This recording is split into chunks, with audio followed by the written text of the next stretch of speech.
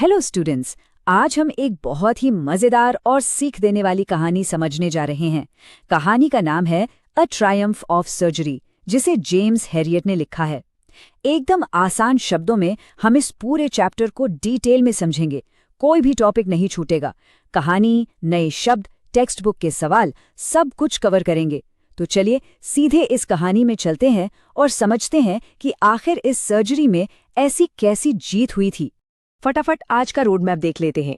पहले ट्रिकी की बीमारी, फिर उसका हॉस्पिटल का सफर, उसके बाद ट्रिकी का असली इलाज, मिसेस पम्फ्री के गिफ्ट्स और आखिर में कहानी के सवाल जवाब। तो चलिए शुरू करते हैं अपने पहले हिस्से से। देखते हैं कि ट्रिकी की आखिर ऐसी हालत हुई कैसे। यहाँ आप इस कहानी के 3 मुख्य किरदार देख सकते हैं। डॉक्टर हैरियट, जो एक वेट हैं, मिसेस पम्फ्री, जो एक अमीर महिला हैं, और उनका छोटा कुत्ता ट्रिकी। डॉक्टर उसे देखकर पूरी तरह हैरान रह गए थे। सोचिए, कुत्ता इतना मोटा हो चुका था कि वो एक ब्लोटेड सॉसेज यानी एक फूले हुए मांस के टुकड़े जैसा लग रहा था, जिसके चारों कोनों पर टांगे लगी हों। और ये सब सिर्फ उसकी डेंजरसली ओवरफीडिंग की वजह से था। यहाँ एग्जाम के पॉइंट ऑफ व्यू से 2 बहुत इंपॉर्टेंट वर्ड्स आते हैं। मिसेस पम्फ्री कहती हैं कि ट्रिकी लिस्टलेस हो गया है। लिस्टलेस मतलब जिसमें कोई एनर्जी ना हो, एकदम सुस्त। और डॉक्टर ने देखा कि उसकी आंखें र्यूमी लग रही हैं। र्यूमी का अर्थ है आंखों या नाक से पानी आना। ये दोनों एक बीमार जानवर के क्लियर साइंस थे। अब आप सोच रहे होंगे कि इसकी जड़ क्या थी। ये कोड सब कुछ साफ कर देता है। मिसेस पम्फ्रे उसे इतना अंधा प्यार करती थी कि उन्होंने उसे ओवर फीड कर दिया।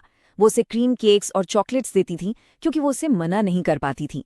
इसके अलावा मॉल्ट, कॉड लिवर ऑयल और रात को हॉर्लिक्स। बस इसी बेपनाह लाड़ प्यार ने उसकी सेहत बिल्कुल खराब कर दी थी। आइए टेक्स्ट बुक के पहले सवाल पर आते हैं। मिसेस पम्फ्री चिंतित क्यों हैं?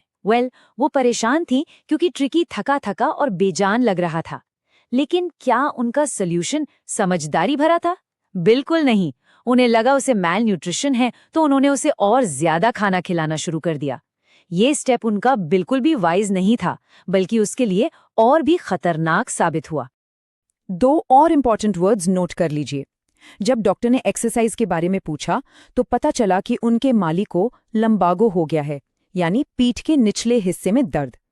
इसलिए ट्रिकी की रिंग फेंकने वाले एक्सरसाइज बंद थी। नतीजा, ट्रिकी को उल्टियों के बाउट्स आने लगे। बाउट्स का मतलब है किसी बीमारी या एक्टिविटी का छोटे समय के लिए लगातार आना। आगे बढ़ते हैं अपने दूसरे टॉपिक पर। देखते हैं कि हॉस्पिटल जाने की नौबत आखिर आई कैसे और कितनी जल्दी डॉक्टर को एक्शन लेना पड़ा। हालात इतनी बिगड़ गई कि मिसेस पम्फ्री पूरी तरह डिस्ट्रॉट यानी बहुत ज्यादा घबरा गई। ट्रिकी हाँप रहा था, खाना नहीं खा रहा था। डॉक्टर हैरियट समझ गए कि अब एक ही रास्ता है। उन्होंने शक्ति से कहा कि ट्रिकी को बचाने के लिए करीब 2 हफ्ते तक सर्जरी में एडमिट करना पड़ेगा।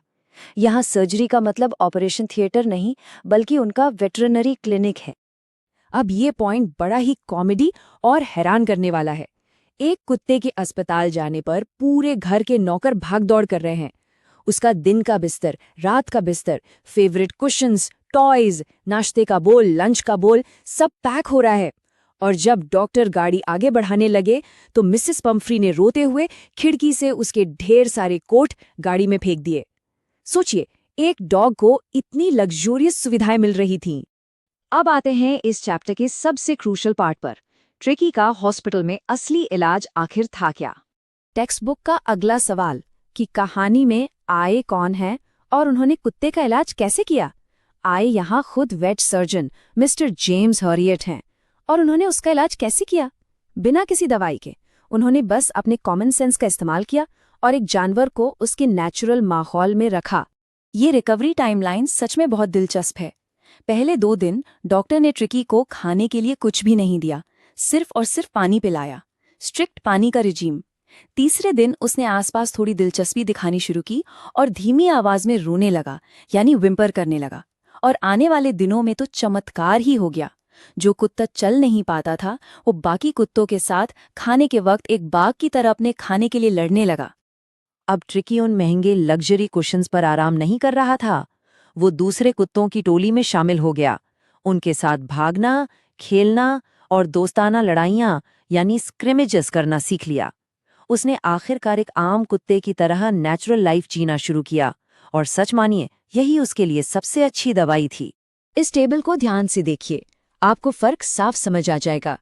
मिसेस पम्फ्री की केयर में थे क्रीम केक, 0 एक्सरसाइज और उसे गोद में उठाया जाता था। वहीं डॉक्टर हैरियट के पास स्ट्रिक्ट वाटर डाइट थी और खूब सारा कुत्तों के साथ भागना दौड़ना था। मिसेस पम्फ्री उसे लग्जरी आइटम से पैम्पर करती थी और अस्पताल में वो एक आम से गर्म बक्से में सोता था। प्राकृतिक माहौल उसकी जान बचा रहा था और एक्सेसिव लाड प्यार उसकी जान ले रहा था। चलिए अब उस हिस्से पर चलते हैं जो पढ़ने में सबसे ज्यादा मजेदार लगता है, मिसेस पम्फ्री की फोन कॉल्स और उनके गिफ्ट्स।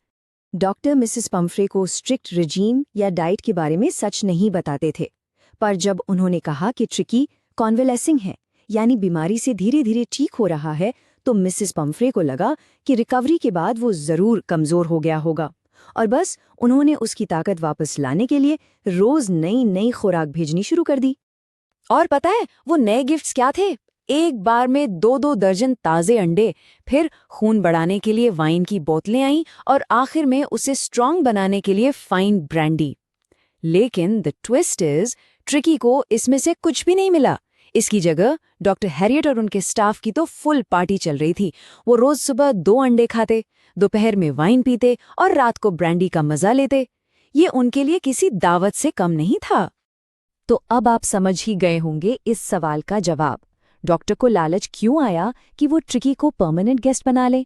बिल्कुल ऑब्वियस है, फ्री के अंडे, वाइन और ब्रांडी किसको अच्छे नहीं लगते? लेकिन वो एक समझदार और प्रैक्टिकल इंसान थे। उन्हें पता था कि एक मालकिन अपने पेट के बिना कितनी परेशान है, इसलिए ठीक 2 हफ्ते बाद उन्होंने फ़ोन करके बता दिया कि कुत्ता अब बिल्कुल ठीक है और वो उसे ले जा सकती हैं। आखिर में चलिए इस चैप्टर को समेटते हैं और कुछ आखिरी एनालिटिकल सवालों को कवर कर लेते हैं। जब मिसेस पम्फ्रे उस शानदार लंबे काली गाड़ी में आईं तो नज़ारा देखने लायक था, एकदम चमत्कार। वो फूले हुए सॉसेज जैसा कुत्ता अब एक लाइद यानी बेहद लचीला और मजबूत मांसपेशियों वाला जानवर बन चुका था। मिसेस पम्फ्रे को देखते ही उसने एक लंबी छलांग लगाई और खुशी खुशी सीधे उनकी गोद में जा गिरा। चैप्टर का टाइटल भी यहीं से जस्टिफाई होता है। मिसेस पम्फ्री ने रोते हुए क्यों कहा कि ये एक ट्रायम्फ ऑफ सर्जरी है। ट्रायम्फ का मतलब है जीत। उन्हें लगा कि हालत इतनी खराब थी कि पक्का डॉक्टर ने कोई बड़ी और मुश्किल मेडिकल सर्जरी की होगी, तभी ऐसी मिराकुलस रिकवरी हुई। वो बेचारी जानती ही नहीं थी कि इलाज का राज बस सही खुराक और ढेर सारी एक्सरसाइज थी। अगर थोड़ा गहराई से सोचें कि नरेटर यानी डॉक्टर हैरियट कैसे इंसान है, तो आप नोटिस करेंगे कि वो एक बहुत ही टैक्टफुल यानी समय और हालत को ठीक से संभालने वाले और कॉमन सेंस वाले इंसान हैं। उन्होंने बिना किसी को हर्ट किए प्रॉब्लम सॉल्व कर दी। और ट्रिकी, जिस एनर्जी के साथ उसने कूद कर अपनी मालकिन से प्यार जताया, उससे साफ है कि वो नई ताकत के साथ घर जाने के लिए बेहद खुश था। इस आखिरी सोच के साथ हम आज का ये एक्सप्लेनर रोकेंगे। क्या ये एक सच्ची घटना लगती है या बस बनाई हुई कहानी? देखिए, जेम्स हैरियट खुद एक वेट थे और उनकी कहानियां रियल लाइफ पर ही आधारित होती हैं। जरूरत से ज्यादा लाड प्यार करना और फिर ऐसी क्लेवर टेक्निक से ठीक करना, ये बिल्कुल रियल लाइफ है। और यही सबसे बड़ी सीख है कि किसी भी चीज की अति, चाहे वो प्यार ही क्यों ना हो, नुकसानदेह हो सकती है। पढ़ते रहिए और हर कॉन्सेप्ट को ऐसे ही समझते रहिए।